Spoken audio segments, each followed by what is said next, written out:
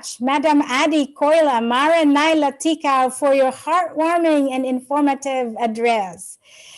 Our next keynote speaker is Honorable Sujata Koirala, Deputy Prime Minister of Nepal from 2009 to 2011.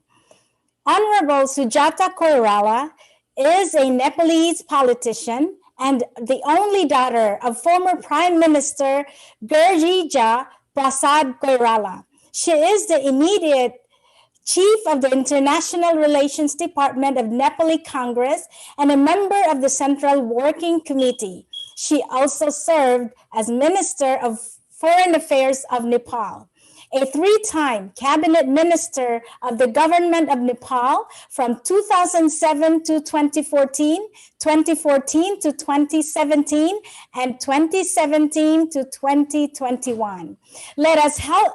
Please help me welcome Honorable Sujata Koirala.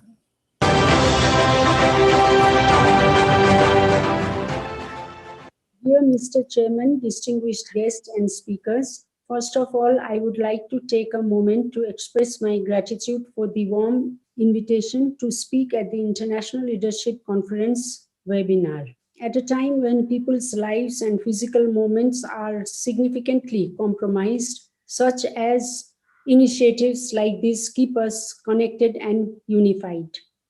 As the entire world sweats profusely to contain the spread of the coronavirus, the role of effective leadership has been brought into razor-sharp focus around the globe, and I applaud Mother Moon and the Universal Peace Federation for bringing out this topic for discussion at such a relevant time. We all know that women are on the receiving end of the hardest blow by the current pandemic. A big percentage of health workers are women, which places them in the front lines of the current crisis. While 70% of the world's health care staff is made up of women, only 25% of leaders in the world are women. Although this is the state of women amidst the pandemic, women have not neglected their roles in the society and are still showing resilience in all walks of life.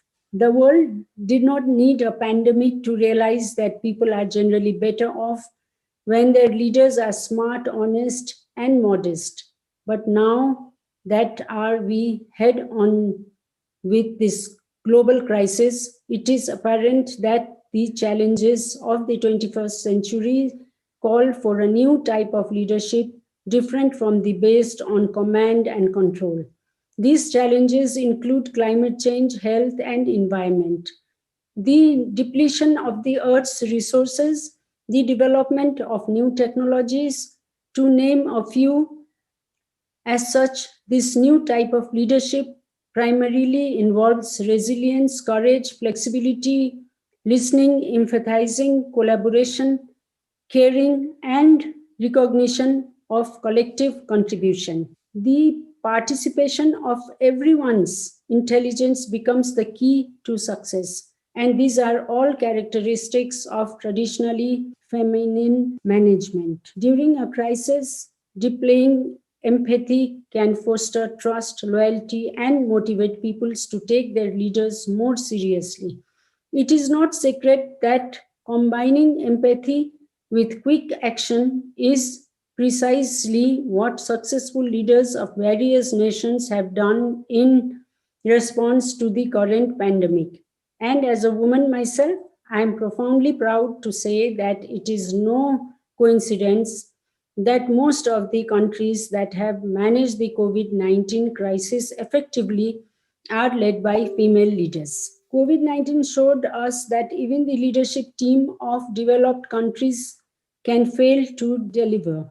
In an impending crisis, we need a diverse set of leaders for a better direction. Therefore, by bringing to the force the untapped reservoir of women leadership in all spheres of life, we will be more resilient and better positioned to tackle future crises. Women are a symbol of motherly love, kindness, compassion, and integrity. And these are the virtues that are highly required in a leadership in tackling a crisis of this proportion. To that end, through this esteemed forum, I urged world leaders and decision makers to ensure gender is integrated in national and subnational COVID-19 response plans, not only to achieve better outcomes for women and girls, but also to achieve better outcomes for the whole of humanity. Once again, I thank Mother Moon and the Universal Peace Federation for having me on this global stage and allowing me to express my solidarity in their quest for a better world. Thank you.